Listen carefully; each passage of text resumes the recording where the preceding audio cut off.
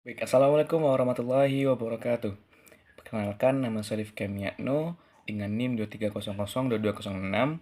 Di sini saya akan menjelaskan terkait dengan ringkasan buku dari Ibrahim Bafadal yang berjudul Pengelolaan Perpustakaan Sekolah.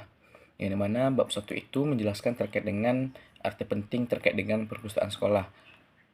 Yaitunya perpustakaan sekolah merupakan unit kerja yang menjadi bagian dari lembaga pendidikan, mengelola berbagai bahan pustaka, baik buku maupun buku non fisik, baik buku fisik maupun buku non fisik. Yaitunya bahwa perusahaan sekolah ini mendukung untuk kebutuhan informasi dan juga pembelajaran siswa, guru maupun staf-staf yang ada di sekolah tersebut. Adapun fungsinya itu seperti ada fungsi edukatif untuk menunjang pendidikan sesuai kurikulum, terus ada fungsi informatif sebagai sumber informasi, yang ketiga ada fungsi administratif untuk menjaga tata tertib penggunaan, terus ada juga fungsi riset, yaitu guna mendukung penelitian dan juga fungsi rekreatif untuk memberikan hiburan psikologis. Nah, fungsi dari perpustakaan sekolah ini itunya dengan tujuan menumbuhkan minat baca, meningkatkan kemampuan belajar mandiri siswa, dan juga untuk memperkaya pengalaman dari siswa maupun pustakawan yang berkunjung dan ada di suatu sekolah tersebut. Selanjutnya, perpustakaan sekolah ini berperan penting dalam perkembangan akademik serta mendukung penguasaan ilmu pengetahuan dan teknologi yang berguna bagi siswa maupun seluruh pustakawan yang ada di suatu sekolah tersebut. Pada bab kedua itu membahas terkait dengan bahan-bahan perpustakaan yang ada di sekolah. Ini mana bahan pustaka di perpustakaan sekolah ini dapat diklasifikasikan berdasarkan bentuk fisiknya seperti buku, yaitu buku psikologi, buku sosial maupun buku agama. Terus ada juga buku non buku seperti surat kabar, majalah atau peta. Seterusnya ada berdasarkan isinya, yaitu seperti isi fiksi maupun seperti cerpen, novel, dan juga ada juga non fiksi seperti kamus atau buku ensiklopedia. Selanjutnya terkait dengan pengadaannya, pengadaan bahan pustaka ini dilakukan melalui pembelian dan juga pembelian dari penerbit atau toko buku tersendiri. Ini mana juga dilakukan dengan sumbangan dari murid, guru, staf, penerbit, atau lembaga pemerintah. Juga dilakukan seperti tukar menukar buku antar sekolah serta peminjaman dari individu terkait. Selanjutnya, proses ini memastikan koleksi bahan pustaka terus berkembang dan sesuai kebutuhan pengguna perpustakaan. Selanjutnya, bab 3 membahas terkait dengan klasifikasi perpustakaan. Ini mana klasifikasi ini merupakan proses mengelompokkan dan juga menetapkan barang berdasarkan kesamaan dan juga perbedaannya, baik secara fisik maupun gagasan yang bertujuan untuk mempermudah pengelolaan dan penggunaannya.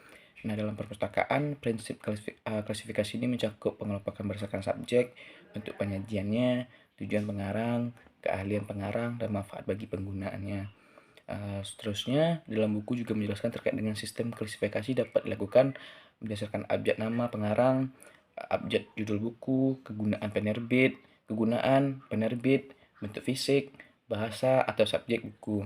Yang dimana setiap metode memiliki fungsi spesifik untuk mengorganisasi koleksi perpustakaan agar lebih efisien dan juga terstruktur.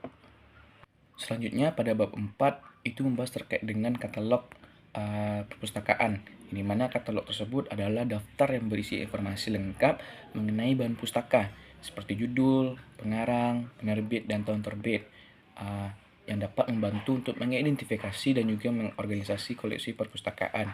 Nah, di buku tersebut juga dijelaskan terkait dengan jenis-jenis katalognya, yaitu meliputi katalog berkas, itu lembaran kertas yang diikat atau dilonggarkan, terus ada katalog buku, yaitunya berbentuk buku dengan kolom untuk informasi buku. Selanjutnya ada katalog kartu, yaitunya kartu berukuran standar yang disimpan di kotak khusus.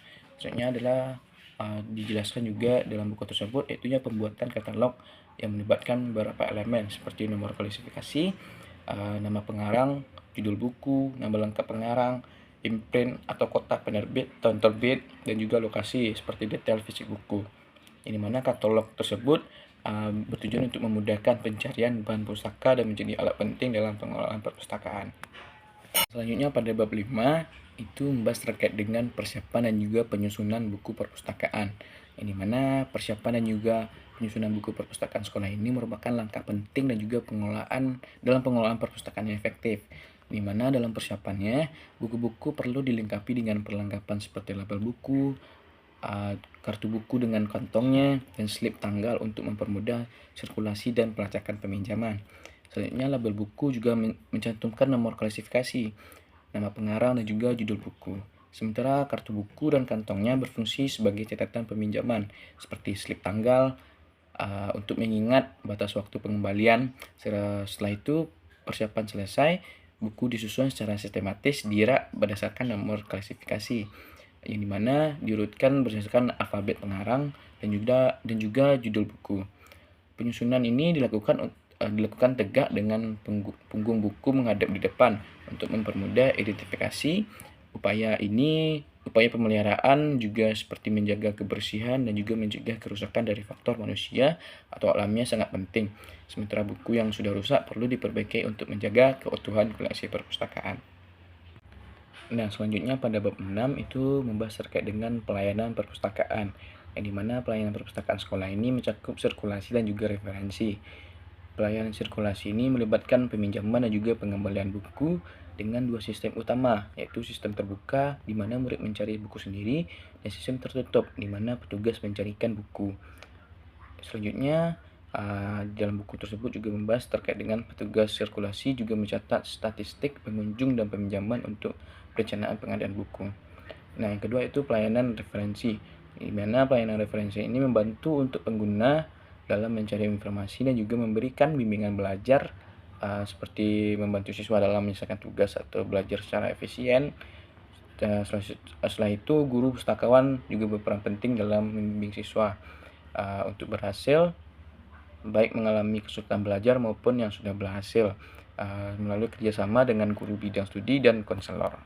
Selanjutnya pada bab 7, yaitu dalam buku tersebut membahas terkait dengan ruang perpustakaan sekolah, yang dimana ruang perpustakaan sekolah itu dapat berupa ruang kelas yang tidak terpakai atau gedung khusus yang dirancang sesuai kebutuhan jumlah muridnya, dengan peralatan dan perlengkapan yang mendukung pelayanan yang sesuai optimal dan efisien serta efektif. Peralatan perpustakaan ini meliputi item habis pakai dan juga tahan lama. Sedangkan perlengkapan utama itu mencapai rak buku, rak surat kabar, rak majalah, kabinet gambar, meja sirkulasi, lemari katalog, kertas buku, dan juga papan display. Ini mana dalam pengadaan perlengkapan itu harus mempertimbangkan efisiensi, kualitas, dan juga estetikanya tersendiri. Contohnya, rak buku disesuaikan dengan tinggi murid, lemari katalog dirancang sesuai laci kartu katalog, dan juga papan display digunakan untuk memamerkan informasi buku baru, di mana keseragaman bentuk dan warna dari perlengkapan tersebut juga penting untuk menciptakan tampilan rapi dan juga menarik. Selanjutnya pada bab 8 dalam buku tersebut membahas terkait dengan petugas perpustakaan sekolah, yang dimana petugas perpustakaan sekolah tersebut merupakan individu yang diangkat oleh kepala sekolah untuk melaksanakan tugas-tugas terkait dengan penyelenggaraan perpustakaan, yang dimana tugas tersebut mencakup pengadaan bahan pustaka, pengelolaan koleksi, peminjaman dan pengembalian buku, serta pelayanan informasi, di mana kepala perpustakaan atau guru pustakawan bertanggung jawab untuk mengelola perpustakaan dan memimpin staf, yang mungkin terdiri dari petugas pelayanan teknis, pembaca, dan juga tata usaha. Dalam pembinaan petugas perpustakaan ini sangat penting untuk meningkatkan pengetahuan, keterampilan, dan juga moral kerja mereka, yang mana kepala sekolah bertanggung jawab atas pembinaan ini dengan tujuan meningkatkan kualitas dan semangat kerja petugas sehingga mereka dapat melaksanakan tugas dengan optimal, kontribusi terhadap perkembangan pendidikan, dan juga menjaga etika kerja yang tinggi. Nah, pada bab terakhir ini, itu bab 9, dalam buku tersebut membahas terkait dengan pembinaan dan juga pengembangan minat baca dari fungsi dari perpustakaan tersebut, yang dimana pembinaan dan pengembangan minat baca ini merupakan usaha untuk memelihara, mempertahankan, dan juga meningkatkan minat baca dari seorang pustakawan, yang dimana minat baca yang dapat dianggap sebagai sikap atau kecenderungan dapat dikembangkan melalui upaya yang terarah. Membaca sendiri merupakan proses berpikir kompleks yang dipengaruhi oleh berbagai faktor seperti kecerdasan, latar belakang pengalaman, dan juga kondisi emosional. Dalam pembinaan minat baca, itu evaluasi terhadap kemampuan membaca murid sangat penting untuk menentukan langkah pengembangan yang tepat dalam perpustakaan. Membaca juga harus menjadi pengalaman yang memuaskan bagi pembaca, di mana mereka merasa memperoleh pengetahuan baru atau memecahkan masalah melalui bacaannya. Agar proses belajar lebih efektif, kemampuan membaca yang baik sangat dibutuhkan sebagai syarat utama keberhasilan belajar. Nah, mungkin cukup sekian pemaparan dan juga penjelasan dari buku dari Ibrahim Bafadal terkait dengan pengelolaan perusahaan sekolah. Saya mengucapkan terima kasih. Wabillahi taufiq wal hidayah. Assalamualaikum warahmatullahi wabarakatuh.